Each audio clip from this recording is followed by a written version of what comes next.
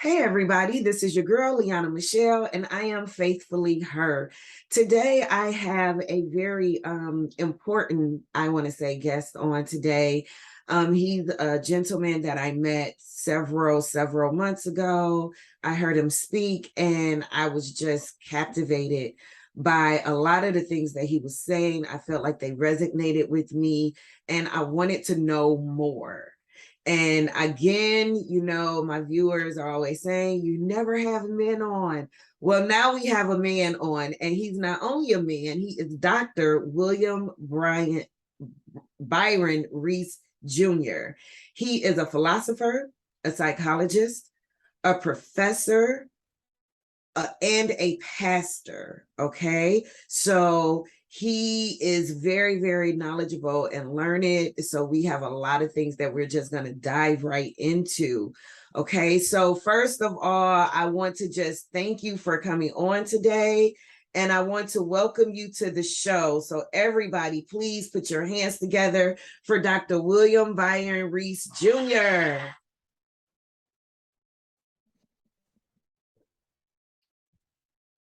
Okay, yes. How are you today? All well, all is well. How are you? I am great. You're such a busy individual, so I'm just so happy I can't stop smiling right now because it's been so, just working through the scheduling and everything to get you here. And I'm just so delighted and happy that it finally worked out. I appreciate your patience and I'm honored to be in your presence. Oh, thank you. Okay, so so Dr. Reese, let's start with who is Dr. William Byron Reese Jr.?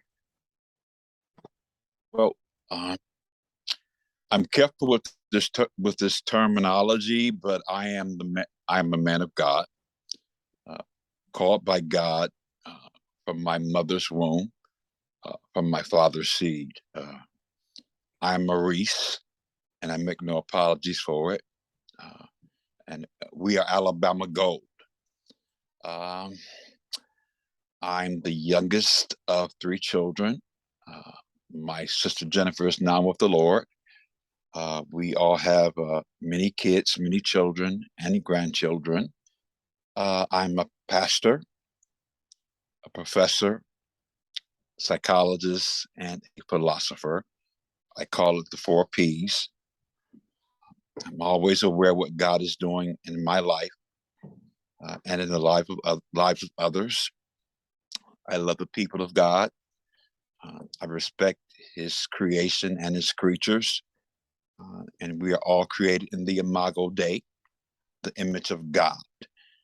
Uh, and I'm excited about what he's doing in both in the spiritual realm and in the natural realm. And I come in peace. Yes. I love that. Don't y'all just love the way he speaks? It's so calming. It makes you it draws you in. I really do appreciate that. So, what I wanted to kind of just real quick, just based off of what you just said, and you might see me looking down, I'm writing notes, okay? But based on what you just said, you said you're always aware of what God is doing. How did you Yeah, develop that form of an awareness? Because I find myself struggling with that when I'm in the midst of the chaos, and you know that this person brings drama and you know that this person is messy, but for some reason they always seem, and as much as you think you're rising above it, it's always that one little thing that seems to just bring you in, and I forget the clarity until after the moment. And then when I sit back and think about it, I'm like, that wasn't nothing but the devil. You know what I'm saying? So how do you find that clarity in the moment? um, uh, uh, I guess for many years of practice, psychological work and continual work, self care is a common terminology that persons aspire to or practice, shall I say. But most times when we think of self care, we think of self care as just mentioned the moment after. I have to go for ladies, get their hair done, get their nails done, girl time, husband time, and spa and that kind of stuff. But that's the moment after. How do I practice that awareness and that self-care in the moment? And one of the principles that I use is that if you're not a part of my world, you cannot hurt me. So therefore, I must invite you into my world. God has made us social creatures. We're not isolationists. No matter how much we choose to be as such, we need others. Our bodies are designed, for others, for ministry to others, for others to minister to us. So how do we self-protect, self-guard, and practice self-care in the moment? That takes a keen sense, and you can practice throughout your lifetime, of observation. What is this person saying? What thoughts are they bringing to me? What's the point? How long shall I entertain them? Is it professional? Is it business? Is it personal? Can I handle it? How can I strengthen myself in this moment? And you don't always have to give your full self or give your full attention or awareness to anyone. I can be in a room with people who don't like me, who don't care for me. Do I care? No, but they have my paycheck. Right. If they have my promotion, I must practice those things in a moment, not kissing up, but staying in the professional realm, so I can continue with empire, Right. business deal, business make. Is this person someone that is trying to talk to me or attracted to me? Am I lonely? Do I want to mate? Blah blah blah. Or do I want to divorce? What's the level of engagement? Or is it just a happy day? Or is it just a joke? Or am I vulnerable? Is it for both women and men? Are we going through life changes in our 40s and 50s and overly emotional? Right. So learning how to protect yourself, your body. It's your body. It's your spirit, whether married or not. We're no one's property. Our Black ways of parenting. I brought you in this world, and we understand that, but that's not realistic. Right. Self-autonomy. I have control over my existence. So therefore, I must begin to practice these principles, and it can start at the early. I have a ministry to elementary and middle school students, and I teach them yoga. I teach them meditation, and yoga not as just as far as Buddhist principles, but Buddhist principles of awareness of your body, the areas of your body, your mind, your behavior, your behaviorisms, your brain. The biological basis of behavior. I think for a reason. And then the mind, I say the mind is the brain ablaze, the brain on fire, the brain filled with the Spirit of God. Having those awarenesses and naming them is very important. We name the process. And I find that can be very advantageous. And kids have it already. If you play sports, you know it. You're in touch with your body. Box, you're in touch with your body. If you put your makeup on for ladies, you're in touch with your features, your eyelashes, your hair for women. You're in touch with yourself, but expanding those things what you're doing already. For ladies, breast cancer, self-check for your breast, your own self. You're in touch with your body already. So again, expanding that and being aware that abuse should be out there in the peripheral. I can't be abused because my mom or my dad have taught me from an early age, this is my body. This is, and even beyond deeper or beyond body, this is my spirit, and I own it for myself. Yeah. Kind of giving with that, when you're looking at protecting your spirit, your body, your mind, and so forth, boundaries are healthy for doing that. But when setting boundaries, Yes. and right now I want to talk about like more into the family dynamic. So in the family dynamic, when you have to set boundaries, it could come off offensive to those you're putting the the barrier up to block. Okay. For me personally, I feel like, because we talk about forgiveness a lot in the family. And it's Mhm. always, oh, just forgive, get over it, move past it. And everything is like swept under the rug, and they just want you to continuously to smile and go along just to get along. And for me personally, I've spent a lot of my life doing that. And now I'm at a point where I don't want to just play along to get along anymore. I'm not saying that you have to give me an apology, but without even an acknowledgement of the situation, then that means I have to put my boundaries up with you now to protect my peace. And as you said, my spirit. Yes. Why is the family dynamics so difficult when it comes to establishing those boundaries? Uh, Possibly because of historically, maybe geographical structures within the home or spatiality in the home, living on top of one another. you know, Right. uh, uh, uh, most, well, we're doing better now, but still, most minority persons, particularly the Black community, our parents grew up with 8 or 9 in the household, siblings. So there was really no personal space uh, uh, unless you grew up down south in the fields and things like that. But even with that, it's a communal spirit. Um, uh, African Americans and mostly um, ethnic groups, we tend to have a sense of collectivism as it relates to the family. Everything points toward the whole, toward the head, matriarchal, patriarchal. Here in America, Americanized society, Anglo Saxons, Europeans tend to be more autonomous, Mm-hmm. and be more individualized. Right. Land of the free, home of the brave.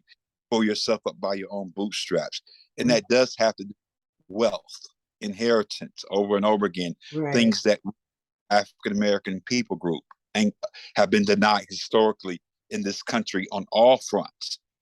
And well, why is that important, Dr. Reese? Because that ability to be in your own space, natural space, you create your own boundaries. You close your own bedroom door. You Yeah. have your own space for your things, and most of us we relate to that as we grow up, especially ladies. Again, your own little little underwear drawer, your little makeup, your little cologne. I was Right. supposed to say Pierre, so I'm old. Right. And she, so again, and that's physical space. But then and then personalities. You know, we're such a lively people, a spiritual people, a soulish people. So we're always in each other's face. Always being happy, telling jokes, whether we're actually happy inwardly or not. Uh, we place up the smoke screen, the Right. appearances, the family unit moving ahead, the struggle, is often not articulated.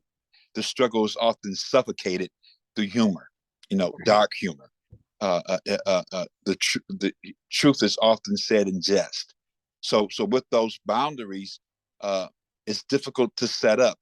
And when we do in our teenage years, in our adult years, uh, family members find that to be offensive because now we're more so armed with the language for boundaries. We're more armed with the ability to say no and mean it. Yeah. Uh, and we Right. can move on webs or systems or constructs or manipulations because we're more wise, we're Yeah. more learned, we're more educated, and not just with scriptures or religious dogma. It's natural and spiritual. And children are more wise and Mm. more cunning than were in previous generations. Watchman Nee talks about the innocence of a child, a spiritual organicity, if you will. Children naturally discern. Oh no, go to Uncle Tom, Aunt Mabel. Oh, they so sweet. And the child is like, no. not today, and then we're Right. forcing, but that child, and not that they're bad persons, but that child is saying, no, I'm not going to entertain this. So in adulthood, when we grasp on those techniques, they should be honored. And if they're not honored by others, then we're going to have to really limit person's access to us. Yes. And Okay. it doesn't have to be broadcast. I Right. cut them. Oh, you don't have to go on social media and talk, but it's inward. And building your spirit so strong. I can go by and see mom for Thanksgiving and Christmas and enjoy myself, and I can sit there, but I don't have to go all out and and give Shaquita my recipe for my banana nut bread because I'm aware. I don't want to, and I love her, but again, I don't see her on an everyday basis. She's not Right. my boss, not my secretary. She is not in my carpool. And so I'm not going to open up my spirit again because my spirit is now given to other persons and other places. And I rejoice for what we had together and also for what we don't have together. But again, why worry myself in the midnight hour? Why place the stress? I rather play with my basketball. I rather play with my Barbie. I rather play with my robot at 50 than play with her or him. Right. And and that's true because I feel like that. I feel like, they say forgiveness is for you, which I do believe. Because when I was going through and I had to get on my knees and ask God to help me learn how to forgive. I Mm-hmm. didn't pick up the phone and call those people and say, "Hey, y'all, I forgive you." You know what I'm saying? But once God started working within me to be able to let those things go and find that Yeah. resolve with it, I felt peace. I felt Yes. lighter. I began to smile more. I wasn't growling at everybody for every little thing anymore because I was able to let all of that go. And with letting that go, Yes. I chose to build some boundaries. Like, you know what? I have to put some boundaries in place. Mm-hmm. I have to protect this. I have to not allow myself to re-engage in those same situations, person, places, and things that will trigger or bring about that type of pain that's going to put me right back what I just Mm-hmm. prayed myself out of. You know what I'm saying? So, Yes. and I just find that certain members of the family is taking it as if I'm on my high horse or, I'm not being open-minded. They're perceiving it as I'm being bitter or unforgiving and not understanding it's just my boundaries. It's not about forgiveness no more at this point. It's just All about right. me trying to Yeah. protect Yeah. myself from what the past from my from what I learned, and I'm behavioral coach. So I study autism and I practice autism and so forth. And one of the things they say is selectionism, Yeah. selection by consequences. Operant behavior is learning by your consequences. So once something has happened to you, you now Yeah. have learned a lesson. So you either can, so now you have a Mm-hmm. choice. That's where now you've been given a choice. If you go this road, you're going to get a speeding ticket. Or you could take the longer way Yes. around and make it home safe without the speeding ticket. Which choice do you make? Based on my consequences of previously getting a speeding ticket this way, I'll just take the long way around. You know what I'm saying? So that's how I feel. I feel like based on the consequences, I've learned my lessons. And based on those lessons, now I have to make different choices. And it's kind of hard sometimes when you feel like you're being judged for it or you're being put down based on the choices you have made for your life, for your sustainability. And when do you move into your world? Uh, these persons that are pulling at you, name them. Who are they? What role do they play? Often, we begin to move 40s or our 50s. We have spouses long we've been with for a while. We have children, we have adult children. Now those children are having grandchildren. We're paying student loans.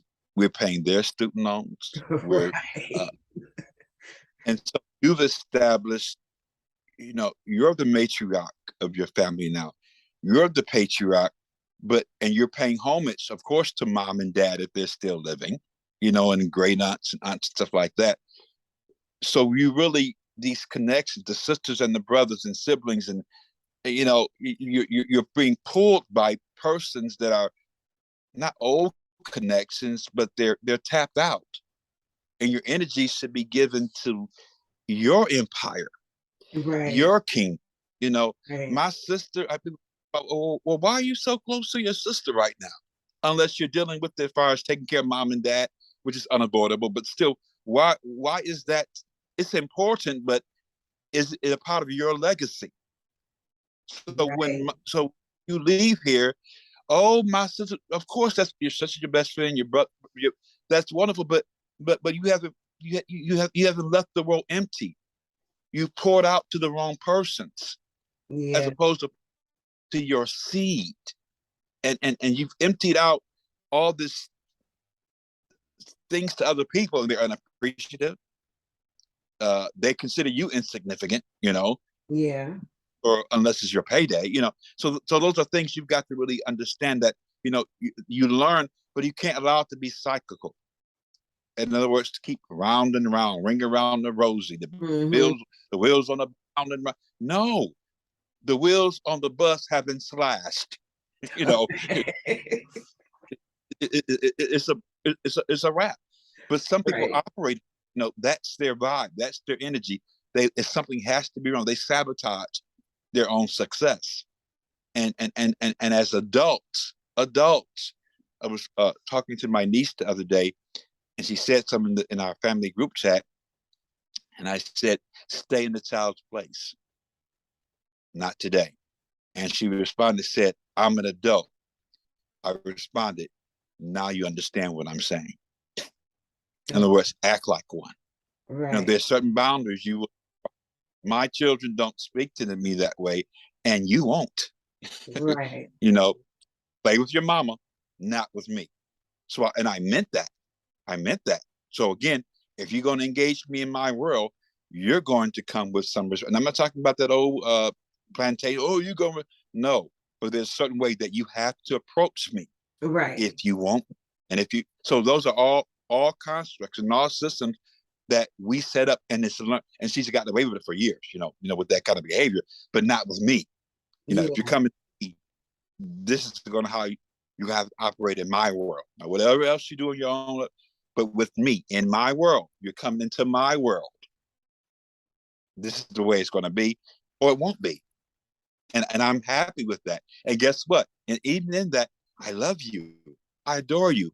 I'm dad uncle. It's cool. It's not, oh, and I'm going, no getting even, no revenge, because God is love. I'm there for you. You call me right now. I'm coming. But again, this is the standard. This is the standard. Right. Right.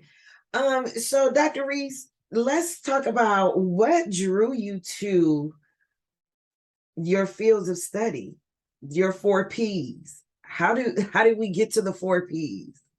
Well, I was my spirituality, the way I grew up, born again believer, a Christian, filled with the Holy Ghost. I and just loving God, a huge family. Both my parents from Alabama, the same hometown. Just was so blessed. Grew up in Northwest Detroit, 6 Mile Hubble, safer area in the Okay. 70s. I mean, down the street from Mount Carmel Hospital. I'm not going to say when it was nice. That's a whole other broadcast. I was you I know, was born in the 70s and I was raised on Winthrop Street on 7 Mile and Greenfield. you better stop. Our first house I bought on the corner of Winthrop and Grove, 6 Mile. Yeah, Okay. it's still beautiful over there too.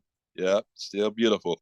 Yeah, and I was just so grateful for it. And I was called of God at an early age. I think preaching at 19 or 20, and then I started pastoring a church assigned to me by my grandfather-in-law. Wait. I'm sorry. Okay, everybody, we're back. I'm sorry about that. Okay, now we were talking about your upbringing and you started pastoring around 19 and 20. Yeah, I started pastoring around 21, assigned to a church by my grandfather-in-law. And then consequently, I went back to school to solidify myself in the field. I got my undergrad from Madonna University and in religious studies, a bachelor's. And then I went to U of D, in the U of D Mercy, and got my a master's in religious studies and then a master's in clinical psychology, which one of the reasons that I went back to get my master's in psychology, or continued, shall I say, was due to the fact mental health, mental pathology, um, mental health undergirding in the Black community was lacking. The Black church has always done the work of mental health, Mm-hmm. especially the storefront church. Okay, uh, most addicts or street people did not attend the big Black churches or the cathedrals. Often they would go to the storefront churches. When family members have people in their households who have mental health diagnoses, they let them loose on the weekend and get a break. Where Mm-hmm. do those mental health do? They go to church. They sit up church and clap and get, Yeah. dance and get the Holy Ghost along with us. Autistic kids love church. They do. You stop playing the shout music, they get up and jump. They love that interaction. But by the same token, you have people that attend our services, they go into shock because our services are so loud, so flamboyant, so noisy that it triggers their mental health pathology.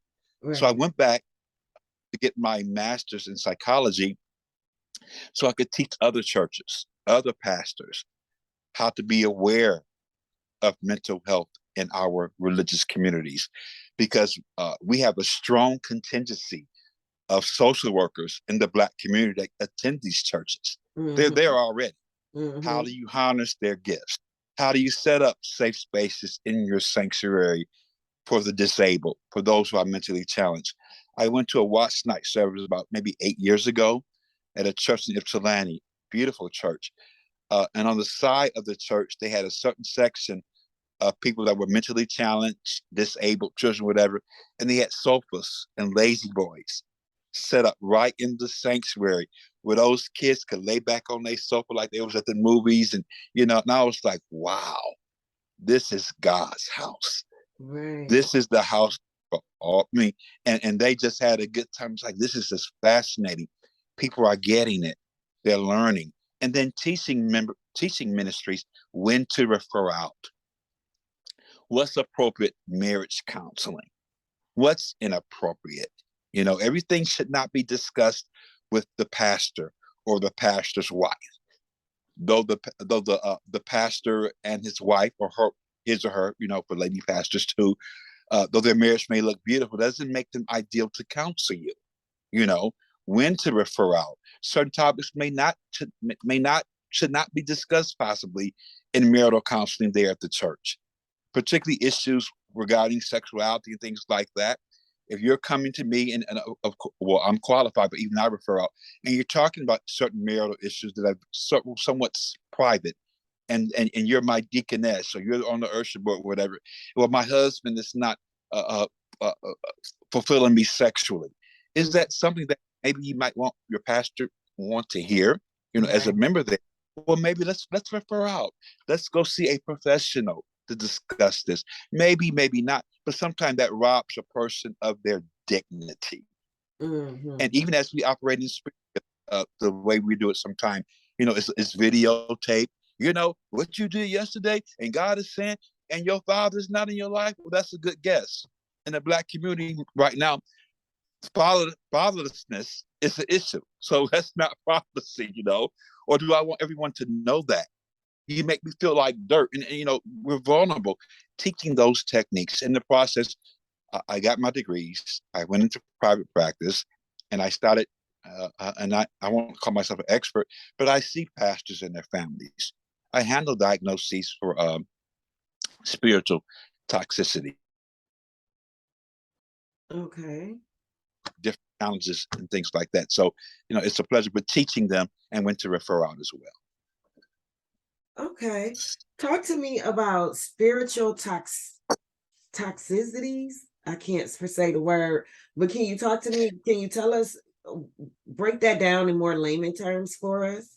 Yeah, when spirituality becomes bondage, uh, when spirituality becomes or religion becomes empire, when it becomes kingdom minded, as we're serving the hierarchy, we're serving the pastor, we're serving the people, uh, in a maybe serving, maybe even a borderline worship. Every other word is my bishop, my pastor, my church, and that's wonderful. But is it life fulfilling? Or when a common term people use now is church hurt. Is it a church hurt, or is it a hurt that you brought to the church because of a lack of foundation in the home? Right. God never intended church to be the home. So, and again, and honestly, many persons don't have that foundation, which is sad. And the church and others should be able to offer that, but that's difficult for an institution to offer. It, it can be very complex, and people arrive at the church hurt already, looking for a father.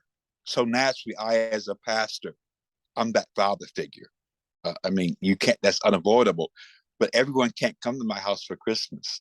Right. Everyone can't get people in and out of our home for decades.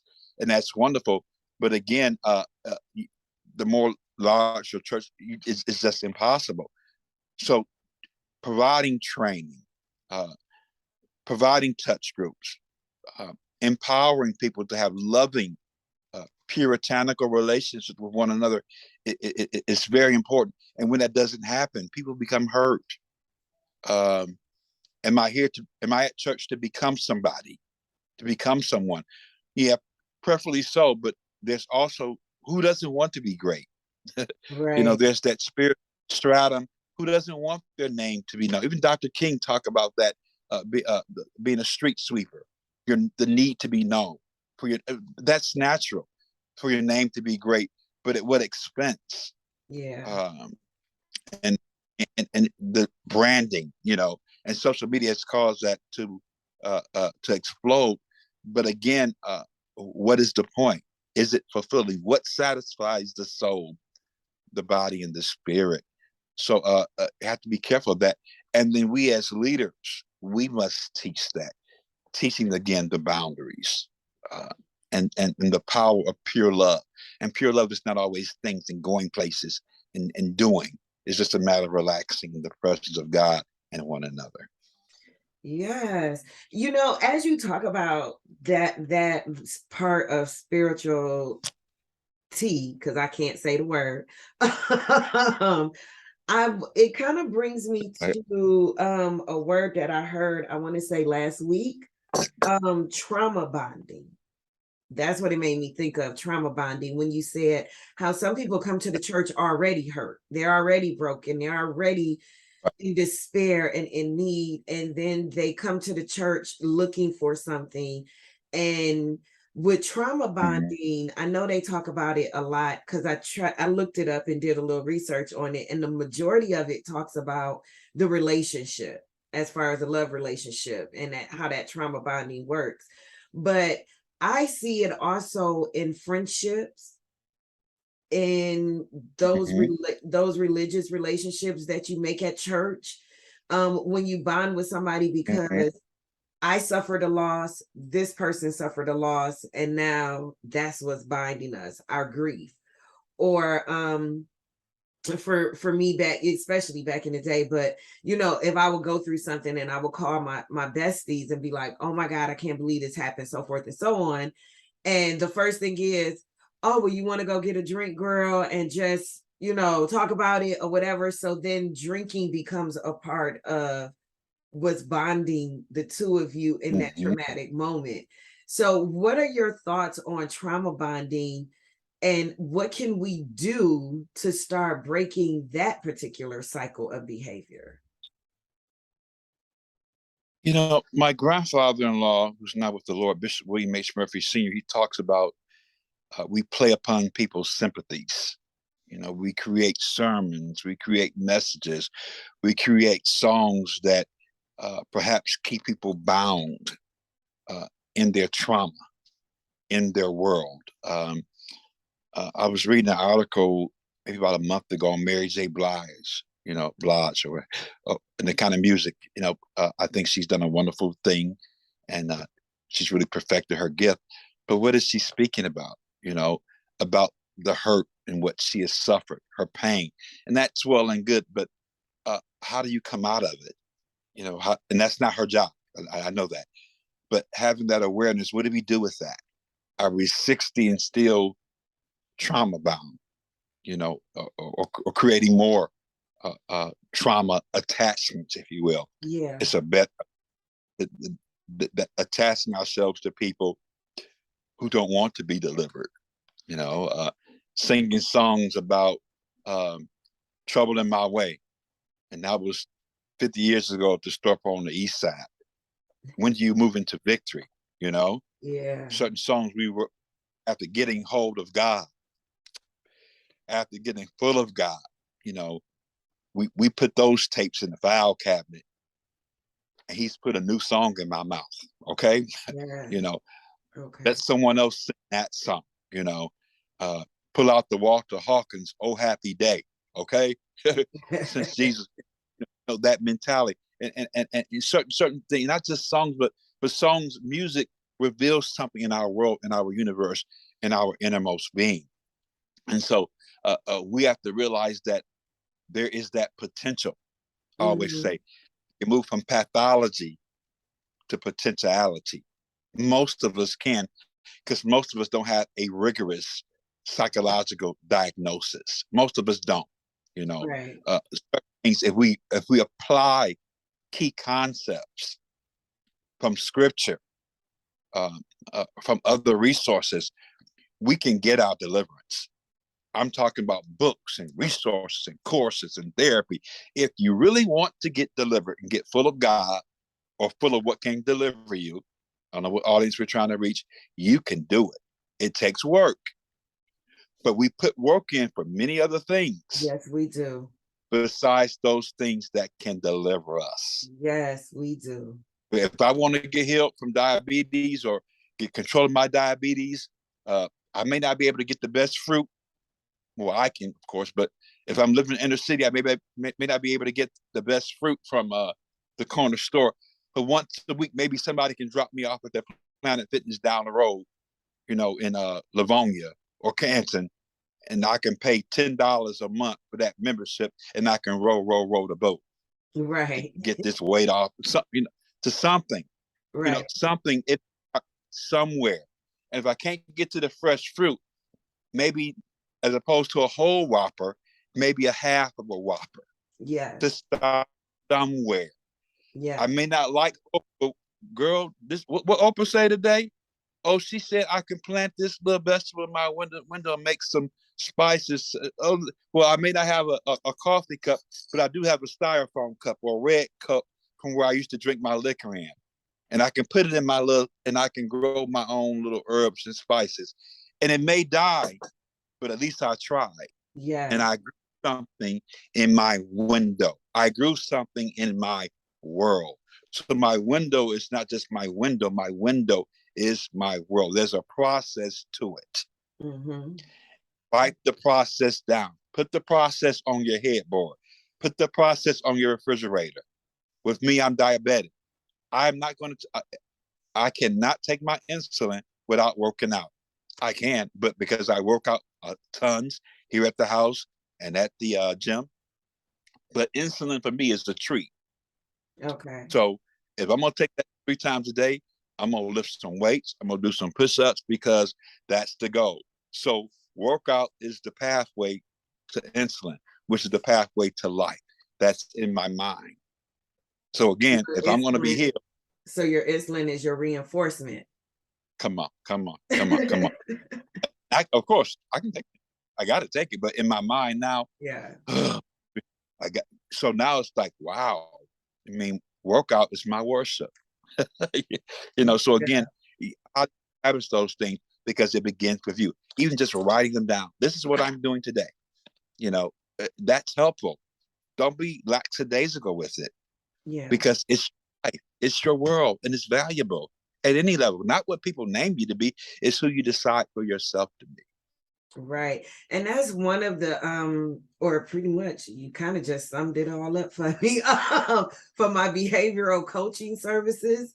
That's what, I'm doing. I'm looking at the pattern of behavior, and we're looking at what those triggers are, and we're looking at what can be used as reinforcements, and how can we change these behavior patterns. So even if it's something that's like procrastination, you've been saying for 30 months now you're going to get up and do something, and you every day you haven't done anything towards it. So let's start working towards that goal, and every day let's do a little bit more to change that behavior pattern to where you're not sitting on the couch, but you're actually up and actively working towards that thing, whatever it is, Yes.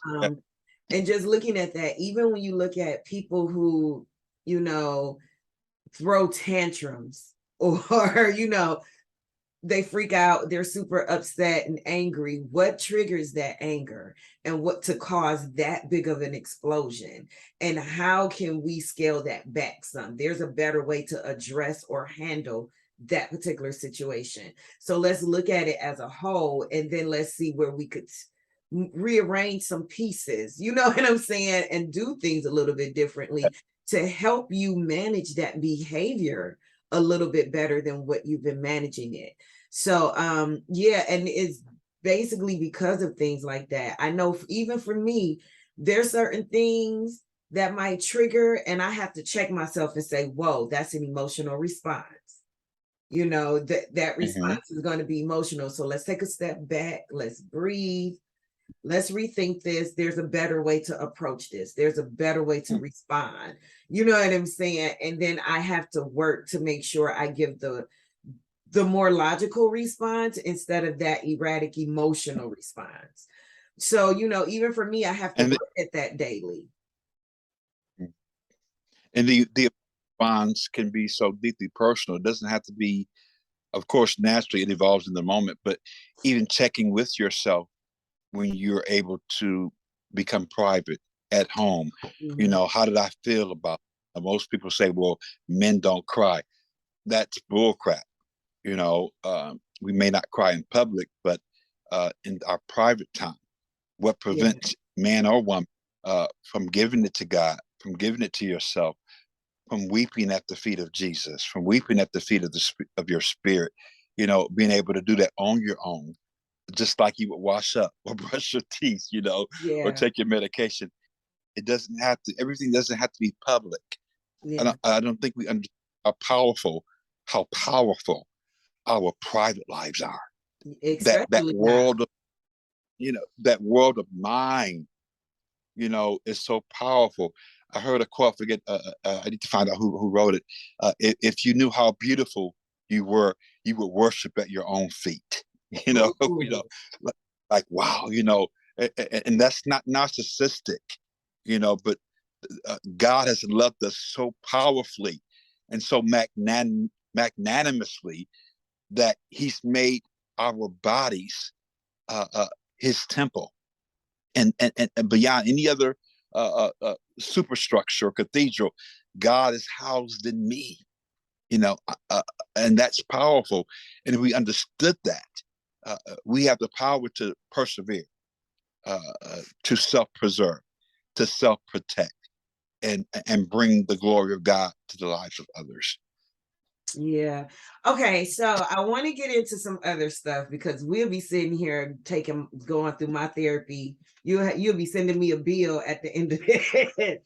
Like that Praise girl the told me this was supposed to be an interview. She didn't sat me down and made me work. So yeah, so we gonna get back on Let track. me get you. Right, like check the hour. Is my hour up? Um, so what I did was when I knew that you were coming on, I kind of asked a few guys about some things that may be concerns for them that they don't get to talk about Okay. often, or they don't have a positive outlet for. And I really wanted to do this for you because you're you. So I knew that you would have great responses. Okay, so one of the things that came up was, and it kind of gives to what you just said when you said people think men don't cry. Um, so social media, with the whole broadcast of what happened to Mr. George Floyd and all of those other Black people who were gunned down or killed unjustly by the police, and with the whole Black Lives Matter movement, um, it took a toll on a lot of people, especially our black men. What, if any, Yeah. conversations have you had with your students or family members regarding the trauma that they may have experienced just from watching it? Because I can say this, when I saw that, I cried for about 2 weeks, and I didn't even know that man, but my heart just, I couldn't get myself together. I came off of social media for about 2 to 3 weeks. I was just down for a minute after that. It took Mm. a minute to get my spirit back to a healthy place. I think we're able to. There's so much there uh, regarding blackness, black bodies, black brilliance, uh, black bodyhood, uh, black men, uh, the uh, the fetishization of black men, black male body, um, struggle of the black male here in America. Um, with Mr. Floyd, I think he served as the pinnacle of black male, uh, of black malehood, if you will. When I say pinnacle, he was a good example of um, of the black male um, that America usually sees in the arena. You know, he could have been a Michael Jordan, LeBron, uh, Mhm. athletic male, tall, handsome, austere, but with the struggle. Um, I don't know quite. I know a little bit of his history, his athleticism, and things like that, and what he had tried to accomplish. But again, how they grew up and the struggles that they experienced is common to many of black men all over America. Mhm. Uh, claim to be black middle class, or black upper middle class, uh, tend to think that we're far removed Yeah. from those situations, and we're really not. Right. Tell you how many times I've been pulled over in Canton, you know, raising my family, because I'm pulling into our subdivision, Mhm. and just picked on over and over again. In other words, you don't belong here. Right. Why are you? And maybe we'll get a little later what my responses were then and what they are now. Perhaps they have to put up a X-rated MA on your screen for what my Yeah. responses would be. But the pain of all that, and to Yeah. see how that police uh, killed him and brutalized him, Mhm. and how that has been done historically here in America. That was nothing compared to what our forefathers went through uh, in the enslavement, in the Black Holocaust, Jim Crow era. That was natural. And that here in America, cops, white cops, Oh, excuse continue to be able to get away with it. And me. again, there's a certain type of white cops. They call themselves white trash. You know, trailer park folk. Those are the worst ones that get these jobs in our cities and have Mhm. had these jobs for years in our inner, the good old boy network. Yeah. The blue, these white officers have had these jobs for years in our inner cities, Detroit, Milwaukee, LA, Chicago. They've been there for 20, 30, 40 years, and they're still getting these jobs. And they're able to go about with their racist behavior unchecked. even as the population cities have moved to 90% black, Right. 95% black. And they're still, and that's one thing about here in Detroit, praise God, Coleman Young did change that, and he took a lot of flack, a lot of hatred. That's one of his enduring legacies. He changed that here in Detroit. So, we've been a little bit more successful than others, but still, to see that atrocity, it makes you rethink some things and the work that we still have to do, not for white acceptance. You know, I'm not here for you to accept me, to Right. like me, but as a citizen, you will give me my due respect, my rights, and my honor. And I don't need you to, but again, uh, I built this. My ancestors built this. And we as blacks, we have to come out of this mentality where we still believe if it's white is right. You know, Yeah. I can't believe I went. Dwayne Wade talked about how I could go to the university he went to. This black boy from the South Side of Chicago, and they saw some dude. You were talented. You were worthy to get a scholarship. Blackness is not something that I'm just saying. I am the. We are the glory of God, and Yeah. I can't say too much for. What is the? Is it Lizzo, the heavy set, where she won Yeah. a Emmy, and she was saying, "I'm this fat girl, this black girl." I'm not discussing the fat part. This black girl, yeah, that's a great thing. We've got to stop discussing it in the context of whiteness. Blackness is the glory of God. So why are we always coming from a trauma point of view? The way they treat us, come out of that. You know, we are the head. Walk into the room like you're the glory of God. Oh, they did no racism today, or the FBI will be up in this building. Okay. And if not the FBI, maybe the CIA. If not, maybe my mama, excuse me. Right. you know, but again, understanding who we are, rooted and grounded in goodness, Mm. rooted and grounded in godness. And when we understand that, we can fight and we can advocate for our black men. And many black women, they become offended when you talk about black manhood. What about the black? No, we're not talking about that. We're talking about black manhood.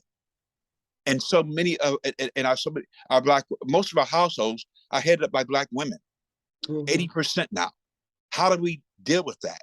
So are you raising a mama's boy? So there's an awareness that black women have to have about black. They can't teach them manhood per se, but there's that awareness. And if black women don't get delivered from that anti-black male uh, uh, uh, uh, construct themselves, you're just raising up, little glorified husbands, little glorified wimps, little glorified simps that will placate to femininity. So we have to be careful that we understand what black malehood is all about, and then you raise up men who understands that black womanhood is our glory. My wife and even the rappers like Chance the Rapper, they begin to talk about that trauma, being beaten by their mothers for no reason, being whipped just for, what did I do? And they begin to Right. rap about that, you know, and we have to, and that doesn't mean we have to get on TV and talk about it. This is work to be done at home. Like Chris Rock a couple years ago made that a movie about black hair and black women and weave. And the ladies was like, "Why are you talking about that? Why are you telling telling their secrets? Certain things we have to do the work and stop necessarily trying to publicize everything. It's internal work. It's to be done in the home, in the churches, in therapy, in the schools. Bring back the black male academies. Bring back the sororities, the debutante balls, the grassroots communities. I met Dr. Joanna Watson for the first time at W3C the other day, and we began to talk about the glory of blackness. We're not a minority, if you will. You know, we have a say so, and we're changing the dynamic. Yes, we are. Um,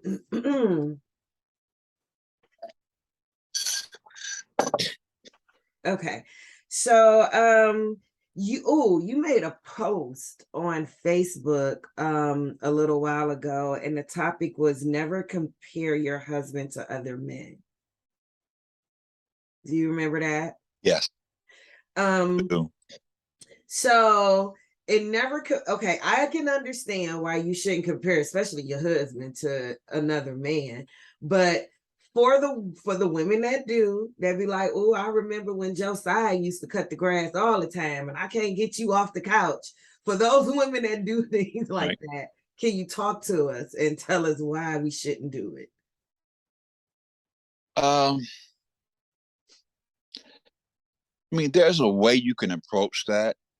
I don't think, well, women have different moments in their lives that they can attach to where they're on the decline or where they struggle. They can put up they can attach to that stop sign or that yield sign or that traffic light, particularly first of all in their lives when they move into puberty, when they come of age, their menstrual cycle. When that happens, they rush out, they talk with mom or auntie or a teacher, and they get to talk, right? They get to talk about their bodies and this is what's happening to you. Boys, we don't get that. You know, if you don't have a significant father in your life, uh, the first time a young man will come in touch with his body when he comes of age is maybe hair growth around his genital area, or an erection in the morning time, or not even understanding what his body does with those urges, or with that's his first rites of passage. I see all the time for the young lady, her rites of passage is the menstrual cycle. For the young male, perhaps his rites of passage is his first ejaculation via masturbation. That's not nasty. It's just natural. It's just awareness. Very Right. rarely will you males say that this time ejaculating is with a sexual act with his girlfriend or his wife. Usually unheard of. Whether you're saved or not is just the truth. So I'm saying that to say there are certain periods in our lives where we're able to attach to, the menstrual cycle, uh, the masturbation. Then what else happens? And we grow up, we move into adulthood. What's the next thing for the young lady? Probably pregnancy, something like that. But then the other major cycle is menopause, Mhm. right? So is there male menopause? Yes, there is. Maybe not bodily, but there's a rapid decline over time in his testosterone levels, his ability to have an erection, to have a hard on. Well, Dr. Reese, why you keep on talking about sex? Because sex is indigenous to us Mhm. as people of Mhm. God. People, it's not something that's nasty. It's natural. Our bodies are created for that, for procreation and for pleasure. Now, having said that, that male goes through the change also. You know, uh, particularly also with just as a lady does, he gets fat, he gets heavy set within his stomach area as well. It's just natural. So again, he's experiencing this. Am I a man? Am I going through something? Our black women, ladies, struggle with breast cancer diagnoses. What happens? The fear that they may die, go into chemo, loss of the perkiness of the breast area, which women pride themselves on, and different things like that. So there's that 40s, and it's becoming earlier and earlier because they butcher our black women to get the Medicaid money and insurance money, all different type of things related to gynecology, the gynecology field, Mhm. oblation and all techniques and even at that work. Then they have the major surgery. By that time, they made $100,000 off your insurance company, right? So Right. again, our young ladies are getting these diseases in the early 30s, going to triggering menopause.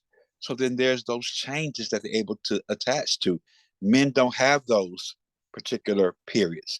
So again, they don't know how to articulate. We don't know how to articulate it, but the women do. So again, uh, and men are not sensitive, but men usually don't subscribe to the language or the loquaciousness or the talkativeness that women do. So a lot of times, the mouth of a woman becomes a weapon.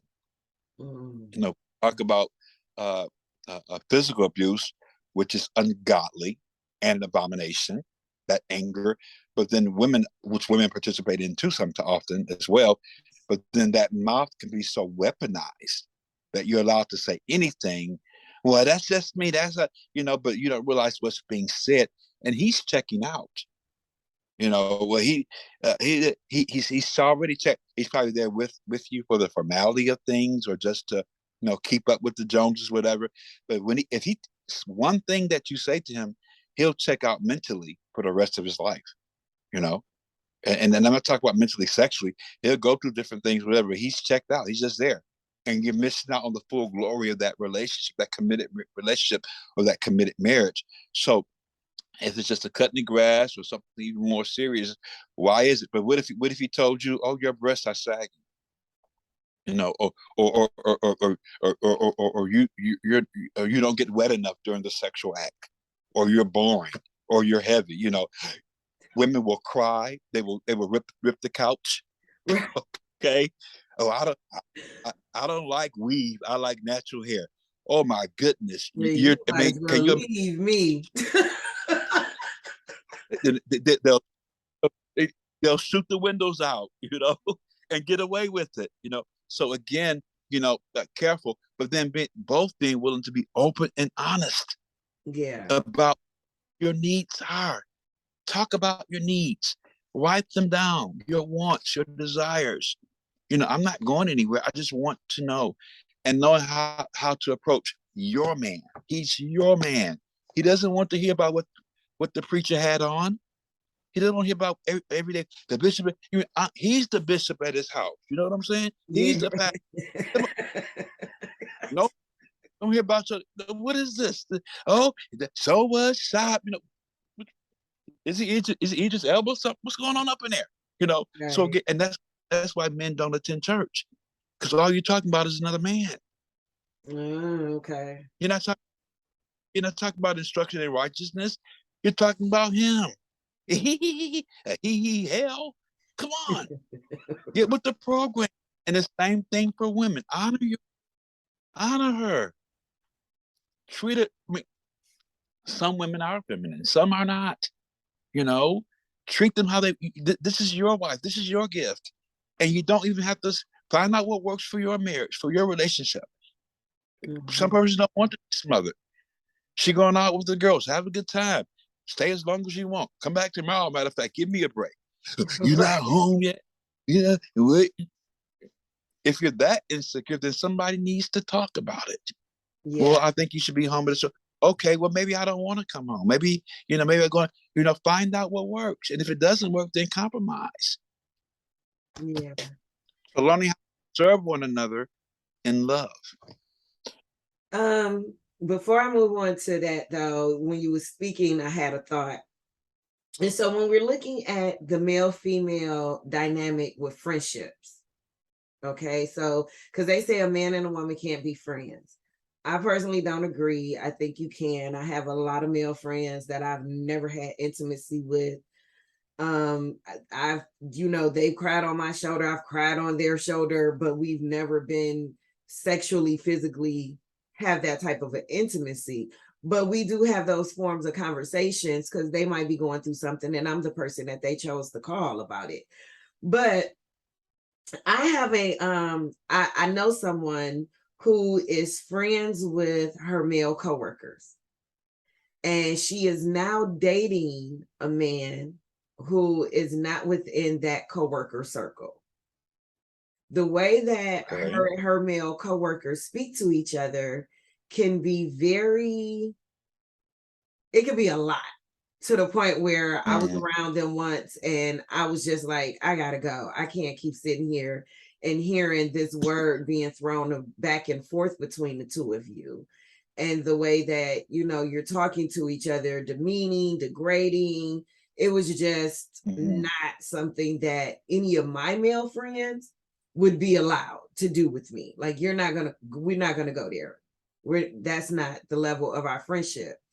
When I spoke to this particular person about that, and she was saying that her new man has overheard her and her coworkers have these conversations and the way they speak and so forth, and he isn't really happy with that. And I said, what man would be happy hearing another man call the woman he's interested in those names, or speaking to the woman he's trying to get closer to in that tone? I said the thing for me would be, him hearing this and you're defending that, and then when the two of you get into an argument and he calls you that name, how are you going to feel? And she was like, oh, no, no, no, that's not going to happen. But you can't say that because you're allowing it to happen over here. So why wouldn't he be allowed to do it? You get what I'm saying? So when it comes to the dynamic of those relationships between male and female, I believe that there should be a level of respect. How can how am I wrong? I guess that's the question. Like, am I wrong? Should there be a level of respect? Should she care about the way her male coworkers speak to her, or is that just their dynamic and is okay, and her man should stay out of it? Or like, what should that look like? I think, well, she sets the She sets the maybe the tone. yeah, she sets the tone. Good word. Yeah, she's if that's what she's allowing, there's nothing he can do about it. He needs to leave it to her. And it sounds like it may just need to be he may just to sever the relationship because he's going to be the rest of his life fooling with that kind of foolishness because that's who she is. Right. And So that's what she told me. She said, this is just who I am. I don't care.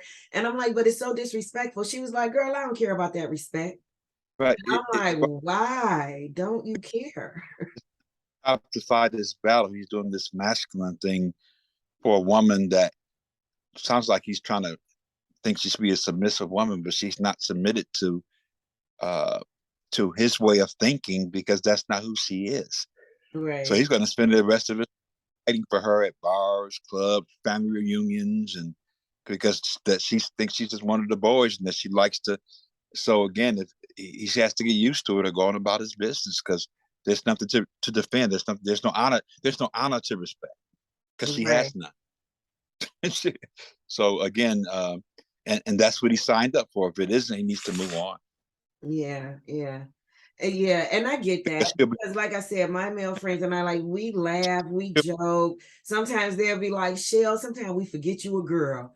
Because you know what I'm saying? Because Right, I'm just cool and down to earth. I'm the girl next door. But right, never have they called me out of my name yeah, or degraded me, or, you know what I'm saying? Just talk to me in that downgrading way or anything like that. Like, no, we're not going to play that game with me. Like, I am the girl next door and I'm your homegirl, and we can sit here and crack jokes all day. We can play the dozens all day, but there is still a boundary line with those dozens, and you're not going to call me out of my name or degrade me in it. Now, we could do your mama fat joke, you know what I'm saying? But we're going to stop at certain things. So, okay, I just wanted to yes. ask because it came up while you were talking, the thought came up. Um, I know you say you work with youth as well. So the portrayal of Black men and or youth in the media, does it influence how they live or how we are perceived? Do you think? First and foremost, it influences how we perceive ourselves. We are the only persons on this planet that celebrate our own self degradation and our self destruction. Mm. The gangster rap via negative hip hop. I make that statement with inserting a caveat. Every ethnicity, every culture has a form of self deprecating humor where they make fun of themselves. Mm-hmm.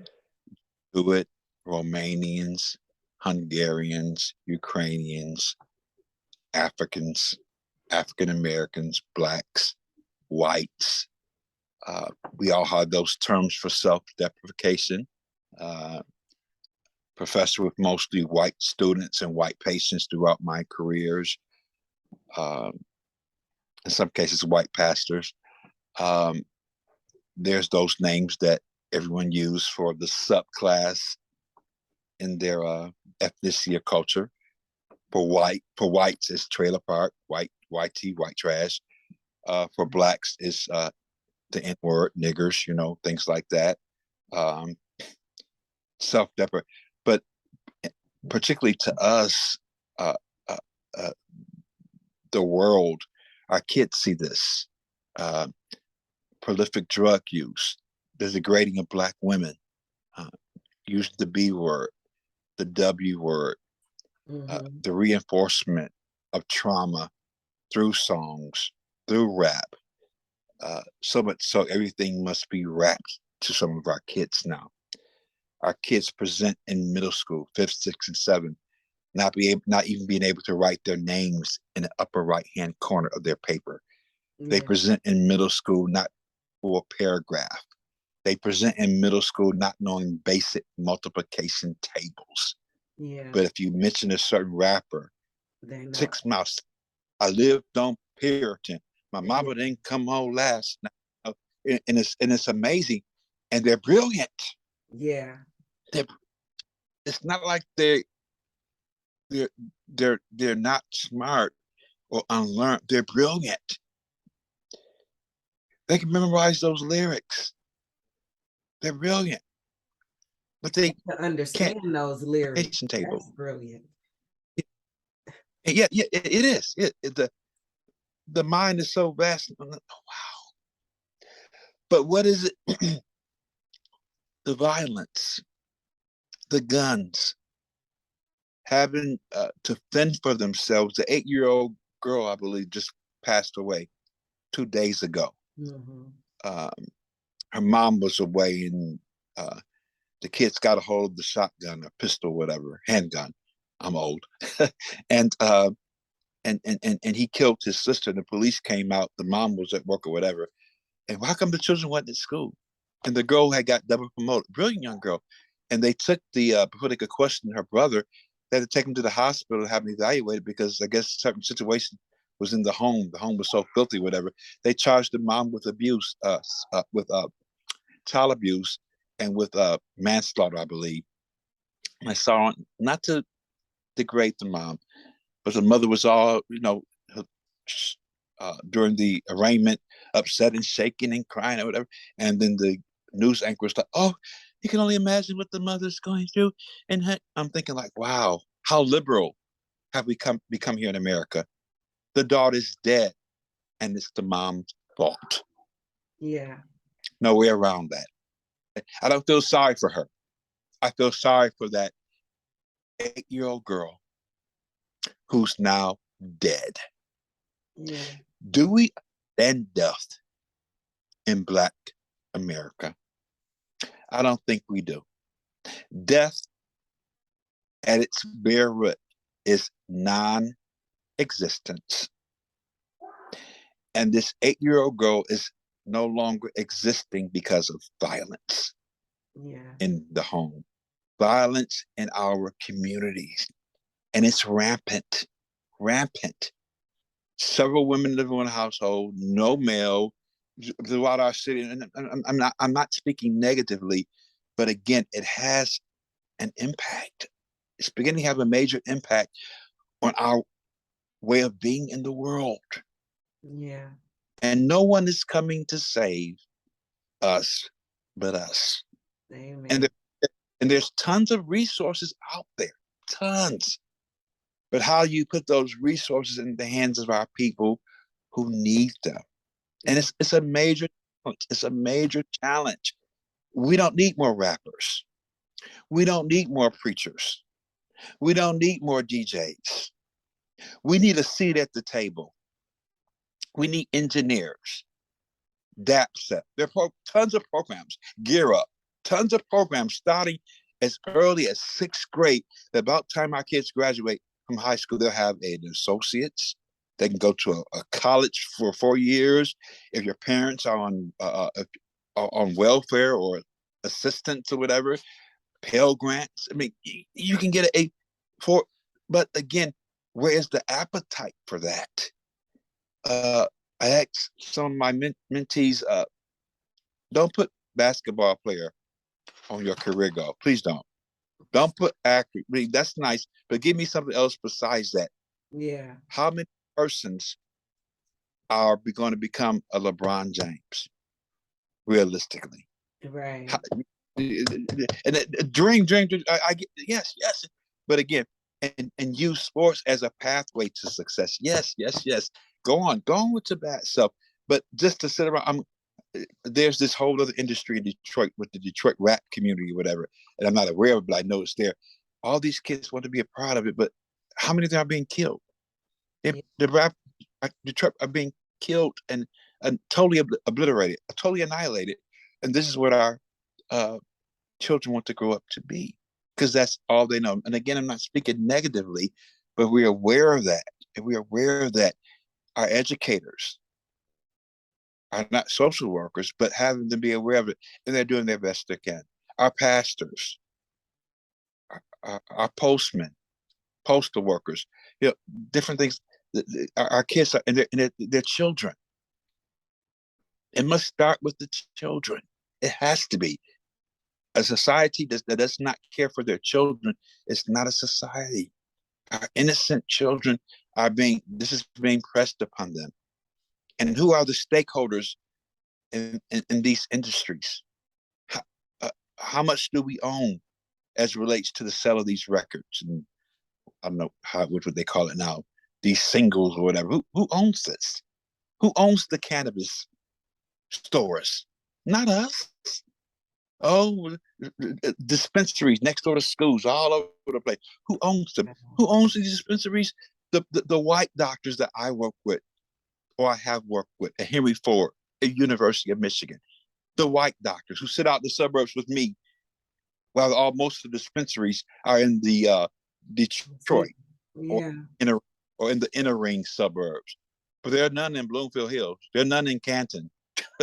Mm-hmm. But they're in Westland and East Point, Harper Woods, and Long 8 Mile, Detroit. But they're not out here where the stakeholders live. Yeah. So again, all that is capitalism on the backs of our people. Now, shall I say, for me, I abhor any type of cannabis intake besides for medicinal purposes or whatever. But every person wants ability to relax, to Mm-hmm. enjoy, to pleasure, to have a drink, or a shot or a beer. White Right. folk, drinking much beer, they Ford Field and tailgating. They sit up and get drunk or whatever. Black, and that's legal. They go to their rock concerts and they jump off the ledge with their face paint or whatever. But let us show up that way at a rap concert. Here come the police. So Right. so so so again, I'm not speaking negatively because everyone wants the ability to relax and enjoy this life in different ways, as long as it's not self-destruct to their personal autonomy or to society. But we have to be very careful what we realize entertainment is. And again, we have to readjust and refocus. Our entertainers do not speak for the Black community. Let's give it to those, and even our pastors don't. Let's give it to those that are doing the work, the social workers, the educators, the parents. As soon as something happens in the Black community, they go ask the entertainers, Jay-Z and whomever. I don't know the names. I'm so old. But again, we make our entertainers the spokespersons, and they're not. They're not, and they shouldn't. And they shouldn't be our heroes in context. Yeah, but who are those Black heroes now? Our Martin Luther Kings are gone, our Malcolm X's are gone, and those leaders from that era But so that many are that still here. joined people together for to fight for rights and to fight for our abilities. You don't see a lot of that. But they're here though because Malcolm is no longer coming. Right. Martin is no longer coming. Medgar is no longer coming. Me must come. Dr. Bernice King, the head of the Martin Luther King Center for Nonviolent Social Change, his daughter, be a king. I'm a king. You are a king. I'm a Malcolm. I'm a Medgar. My name is not on the marquee, but I am me. The Mm-hmm. parent is the hero. The dad is the hero. The teacher. Statistics show the hero in most persons' lives is their teacher, their kindergarten teacher, their fifth grade teacher, their gym teacher. Those are the heroes. We don't need Malcolm. Malcolm has done his work. Right. Medgar has done it. Martin has done his work. We need a Abrams, a Stacey Abrams. Yeah.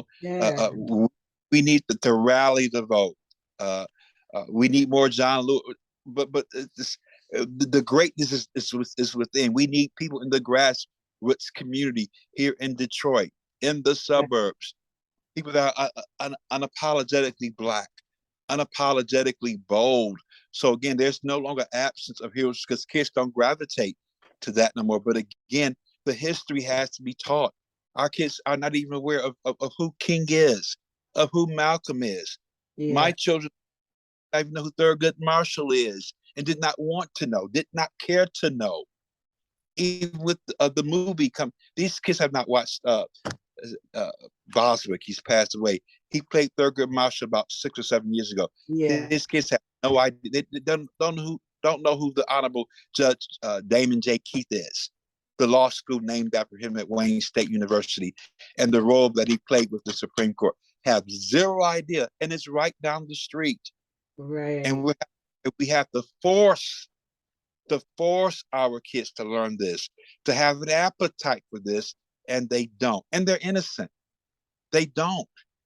And they're innocent at this because it's not wrapped to them. The Yeah. impulsivity. And we're 2 or 3 generations removed from this. We are. But they know what Air Jordans are. $300 shoe. And not they know that, but they don't know the basics because they have not been exposed to it. There's no And appetite for it. And what yeah, do we do with it? you're right, because I have she's a young lady that I mentor, and she was telling me about some things that she wanted to do. And I said, oh, you should research like Lena Horne, blah, blah, blah. And she was looking at me like, who is Lena Horne? And I'm like, so you have no idea Right. who Lena Horne is? So it prompted me to say, I want you to do a research paper on Lena Horne. Mm-hmm. And I needed to be X amount of pages, so forth and so on. And these are the topics that I need for you to hit. And then when I was speaking to the Mm-hmm. mother, and the mother had no idea of things in Black history. So I'm like, well, that's why she doesn't know, because you have no clue. So it's like, okay, both of Mm-hmm. you guys need to learn some things. You need to learn who you are, who you're like, you didn't just spring up and into this work. Like, people worked hard for you to be here, to pave this way for all of these privileges that you're taking advantage of. It's people who laid down their life for that. So you should probably know a little bit more about where you come from, so you can have a better idea of where you're actually going and what you actually want to do, because you have 10 different things on this sheet of things that you want to do, and how realistic are any of them if you're not putting in the work for it? You just think because you speak it, it should happen, but there's work that goes with that. You can't say I want to go to Harvard, but then you're bringing home D's. That's not going Mm-hmm. to get you to Harvard. You know what I'm Right. saying? So it's It's just certain things you have to work for it. And I just noticed, like, sometimes with this generation, they lack that work ethic right. Right.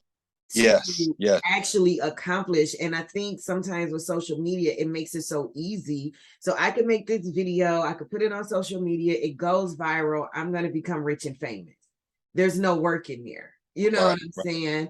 And then Yes. when things don't happen the way that they think it should happen, when they realize life is not that easy and there is some work that's going to have to come with this, then they have this breakdown because they can't cope, they can't deal, they can't handle it because they don't have the tools.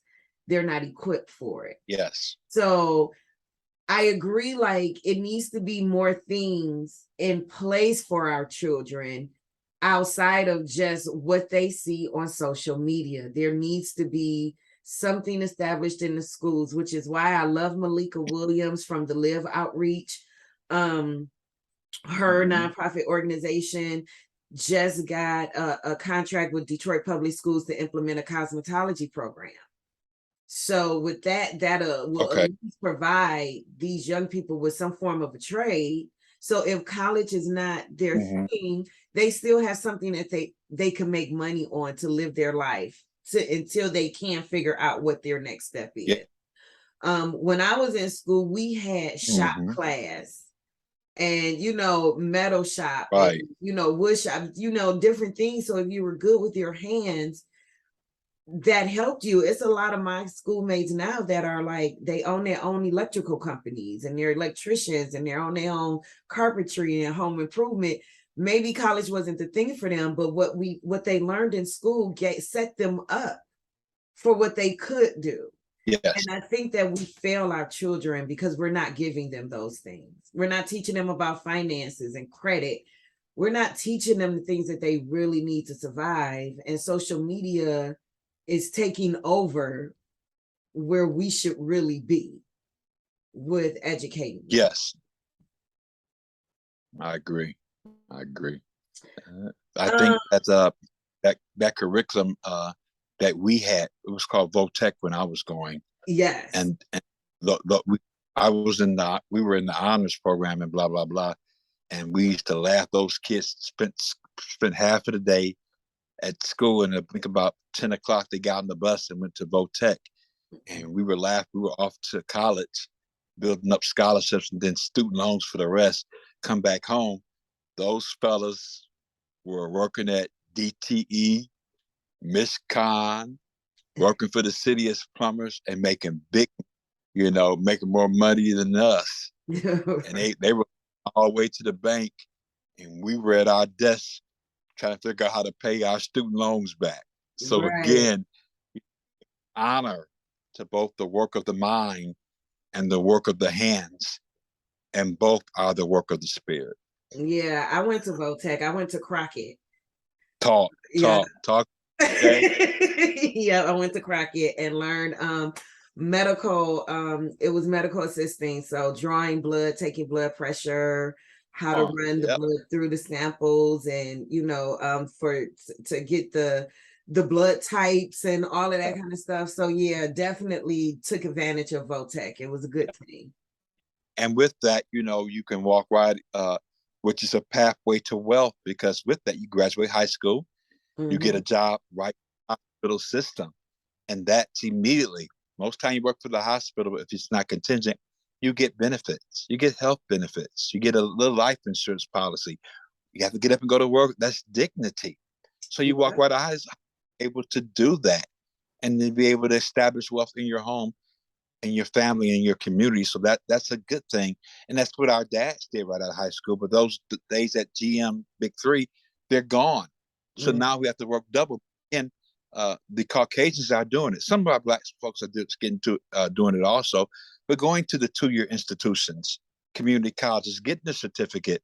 Everyone that's not 4-year uh, college oriented, Right. do what you and, and go on and make yourself a success. Right. And there's other ways to get out of the hood, kids, besides the basketball and the microphone, the rapping. Okay. You can make it Totally, out totally. in other ways. So since we were talking about the family dynamic, I didn't grow up with a father in the household. I think on the neighborhood or the street I grew up in, there was a majority of dads Yes. in the home. I think out of say maybe 20 homes, it was maybe 3 of us that didn't have a dad in the home. Mm-hmm. Whether it was from the beginning or whether the divorce came at some point in time, but it left maybe us without parent that father figure in the home. Now on social media, you see a lot of dads, and I love to see the girl dads that are taking the dance lessons for father-daughter dances, that's spending time with their kids, that's out here being actively involved in their children's lives. Do you think the family dynamic is changing from that time where there was just a huge amount of absentee dads to dads who are now becoming really hands-on? I think there's a study from the uh, National Center for Disease Control, or Center for Disease Control here in America. I think it's from 2016. It does highlight a good statistic that African American men are the most present in the lives of their children than any other demographic here in America. Oh, And most taken aback by that statistic. When they say present, it's not speaking of obviously a presence in the home, right. uh, maybe a relationship, mentoring, fatherhood. Uh, that's a good statistic. But also, we know the raw data says the absence of the Black male in the home, with 80% of the homes being headed by Black women. We know the history of that from the 60s. The male could not be present in the home or live in the home uh, with the woman getting federal assistance. We know that Mm-hmm. somehow during this late 60s, 70s, uh, that dynamic did not hinder, per se, a certain portion of the Black community. And as you stated, I growing up in the 70s in Northwest Detroit, fathers were in every home on the block. And if there was a home that did not have a father or a husband, it was usually probably through because of divorce, because of abuse, or the father had passed away, or something had happened, or the mom just was not married, but she was doing a good job as well. But as a little boy growing up in Detroit, I would always say, "Wow, I feel so sad for them." They don't have a dad. They were happy kids, but I was like, I wonder how that was weird. It was an anomaly to us because, like, wow, who doesn't have a father? Mm-hmm. Now, if you will probably go on any street in Detroit per se, in a struggling community, the dad is not in the home. What is the impact? And that's not a takeaway from the great job some Black women are doing, but then some Black women are doing a horrible job of raising Black boys and girls, particularly Black boys. I told my son that the other day. I said, and people probably will get really upset. I said, some of these Black women are doing a horrible job of raising um, Black boys, uh, not necessarily to neglect, to making them little husbands and placating to every need and babying them. And when they come into the presence of real men, quote unquote, they can't handle it.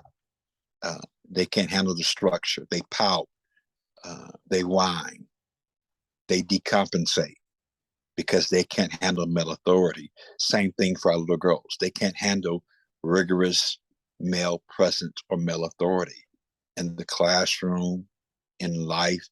They're not used to it. They don't know what it is. And it's not their fault. It's not the mom's fault. In many cases, it's the man's fault because those children have been abandoned uh, Mm-hmm. by their fatherlessness. And I hope I'm not going off top, but I always advise fathers the woman is secondary, the wife is secondary, the mother is secondary. Let nothing prevent you from raising your child. And Right. when I say that, women, what do you mean? They gonna need him. That's not what I'm saying. If things happen and the marriage doesn't work, the relationship doesn't work, The you are child still shouldn't have to be left too. Like you could leave mom, you can leave dad, just don't leave me. I right. totally get that because I felt like that when my mother got divorced, and I thought I was anyway a daddy's girl. But when their relationship ended, his relationship with me also ended. I didn't see him. Mm-hmm. He wasn't there, and I can remember those days of sitting on the front porch waiting for him to show up, and he would never come, and how heartbroken that was. And then when I had my son, I didn't want my son to grow up without a father. So even though he and I didn't work out, I said, listen, I can't deal with you right now. I'm not in that space where I can have a conversation without trying to fight you. So call my Mm-hmm. mom, talk to my mom. She will get you access. She will handle transfers. She'll do all of that. I just can't do it right now. But my mama got it. And my mother took that role on. And she was the one who took those phone calls, and you know what I'm saying, and everything, because I was not equipped to do that for a very long time Right. after we split. It took me a couple of years to get to a point where I could have a conversation without wanting to fight him. So Mm-hmm. yeah, I think it's important because I didn't want my son to miss out on a dad because I was angry. So I wanted to make sure I left that door open for him. And even with that, I didn't downspeak him to my son. Like I never sat in front of my son and was like, yo, daddy is like, no. When I had those conversations with my friends, my son wasn't present. He wasn't there. He wasn't in earshot because it wasn't his business. And I didn't want his opinion to be tainted by what I was going through. So I made sure I kept those things separate.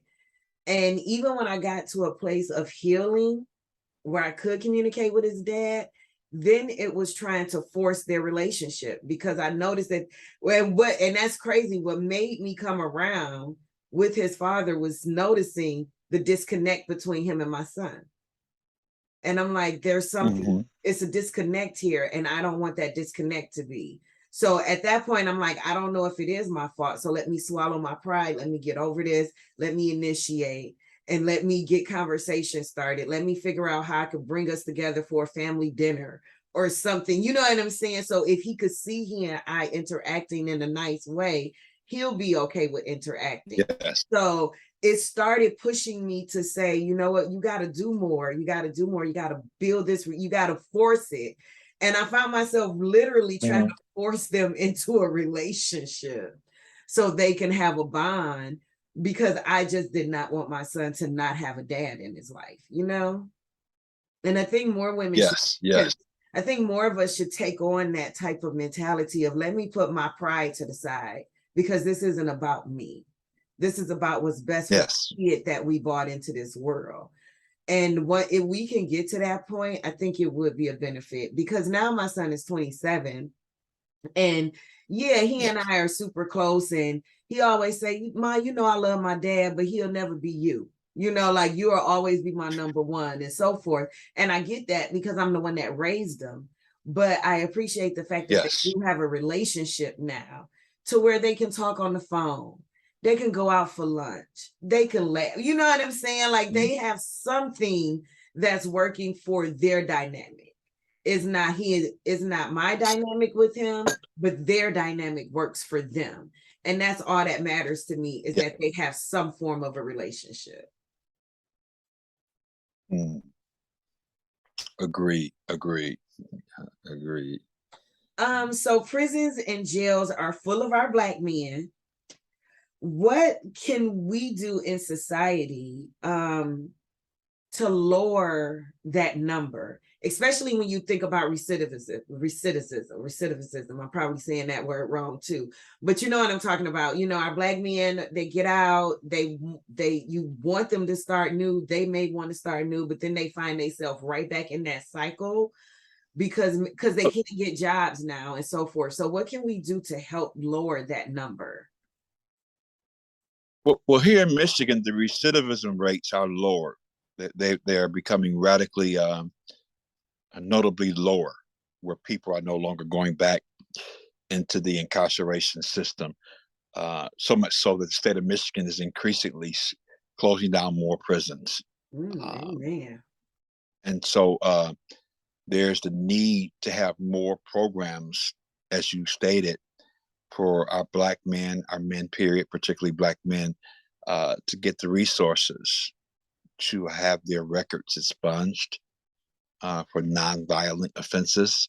Mm-hmm. Um, Many of our local mega churches, like Second Ebenezer, I believe Straight Gate, uh, like every other month, Fellowship Chapel, my beloved friend Dr. Wendell Anthony, NAACP, have many, many programs every other month for resources to get lawyer help, uh, to have your records expunged, job resources, uh, therapy, um, to make the avenue back to civilian life, regular life, uh, more palpable for them. I think Detroit passed a law 2 years ago as far as where your record can't count against you. More and more employers are taking that into consideration, especially post-pandemic, because there's a lack of employees. Everyone is short-staffed everywhere, and even beyond that, the morale issue, uh, removing that stigma, having gone in and paid your debt to society. Where do you go from here? Yeah. So it's uh, it's a good idea, ideologies, but ideologies must turn into transaction, must Mm-hmm. turn into cash. Uh, and I think we have many different programs. I have a friend that works with that program as well. But keeping our kids out of prison, uh, Yes. out of street, I think with the and then also the overhauling of the system, which is uh, pivotal. Uh, uh, that proportion of black men being in prison is not just because they've done things wrong. The sentencing guidelines. Here you go again, back to black bodies. Blackness means sin. Blackness means wrong, and Mm. how that has been meted out historically here in America. And then black folk taking responsibility for the things they heap upon themselves. People get mad at me, but I say for the past 40 or 50 years, we've been in charge of our cities. Yeah. We've been in charge of our school boards, our county executives, our mayors, our council persons, our superintendents, our teachers, our social workers, our judges here in Detroit. DPS, the police system, was allowed into our school system some 30 years ago, I believe, right when I was graduating. So if I was to have a fight at Cooley High School, I get a record. If my kids had a fight out in Plymouth Canton school system where they were raised, which they were raised in, um, they would have not gotten a record. They would have got excluded Right. and back to school in 3 days. I would have gotten a record, charged, and would have gone on file, which would have placed me at a disadvantage already. Right. Um, was safety guidelines needed? And so, yes, but again, you know, where's the uh, where's the sympathy? Where's the working with the offender? Having had a psych practitioner before, behavioral health in Dearborn, I got to see all those dynamics. White boy with a parents done something wrong. Their parents have Blue Cross Blue Shield before they can come up on the DUI charge or the drug charge. They see me for 4 weeks already. I give them a letter. They go to court. They're done. Yeah. Little black uh, gets arrested for DUI or weed, whatever. He has Medicaid, community mental health. By the time he goes to court, he couldn't have seen me yet because he Right. has. So he goes to court with nothing. He gets probation, or he gets a month in jail, or he's been in jail for a month already. He's Yeah. so there's the esteemed middle class, both black, Arab, and white, that we escape from. But our poverty children, our poor children, our underclass, if you will, that caste system here in our inner cities and here in America is deplorable. So again, that's why you have so many black men in prison, but as well taking responsibility of the war that black men have preyed upon our neighborhoods. We must face that uh, black on black crime, Mm-hmm. violence, and drugs. That's a black thing. That's a black male thing, and it's been here. Crack generation. What is it? I forget that policy they had. Two strikes you out, whatever. That they wrote Kamala Harris on. You know, uh, you know, some of us we need that back because we're killing our senior citizens off. We're killing our children off. You can't even have some ice cream the third of the month and go to store cash your check because we're killing people. Yeah. Black, no white man is coming. And because I have a job, so I kill people. Our parents didn't have a job; they picked cotton. You see them killing Right.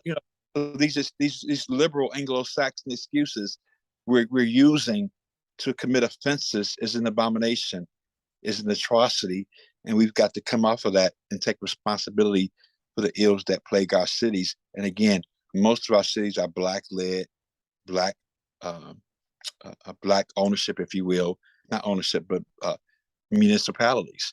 So what's the problem now? But again, we see ourselves through Anglo-Saxon lens, and that's the problem. Even here in Detroit, we have a white mayor and predominantly black city who throws out tokens to the elite, including myself, pastors, and the black aristocracy. You know, we throw on a ball gown and a tuxedo and go to the charity ball, and we're happy because Master led us into his kingdom. But what about those that have not been brought to the table yet? Yes. And there's a lot of us out here who are doing things quietly throughout the community that may Praise not him. be as known and as popular or prestigious in certain circles. But we are out here, like you said, grassroots, boots on the ground. We're walking these streets and we're doing what we can to help the people within the actual community, and they don't get that shine or that spotlight Yeah. or that recognition for their hard work and But efforts. you know what's redeeming about that, beloved, is that the Bible, nowhere in the Bible are we called to shine as it Right. relates to promote. Um, Dear to my heart is my music teacher from the 5th grade, Alex Dow Middle School over on McIntyre near 7 Mile. Her name was Miss Saunders, and she eventually got married, became Miss Green. She gave me a little trophy. I don't have it no more because I lost it in storage. Most outstanding music appreciation student. And she didn't present it to me in the assembly. We were walking back on the playground for field day, last day of school, and I was so sad because we were going to a new school, middle school, and we were walking up the field. And Miss Green said, "William, can I see you?" She was carrying her chair back to the school. She pulled out her little trashy tote bag. Praise the name of Jesus. And she said, "William, I got something for you." And she pulled out that little trophy, and she said, "I don't want you to ever forget this," you know. And I was so happy. It touched my heart. And I sit here now and I'm really relating to it. I'm like, wow, you know, the world doesn't know Miss Mhm. Saunders. I get her name wrong. The world doesn't know Miss Green, but I know her. I know all. She made me. We did the Wiz, and I was the spokesperson, the narrator, whatever. I was the leading actor in all the programs, music and all that. But she thought something of me, Yeah. and my name is great or what I don't know. I don't need to know.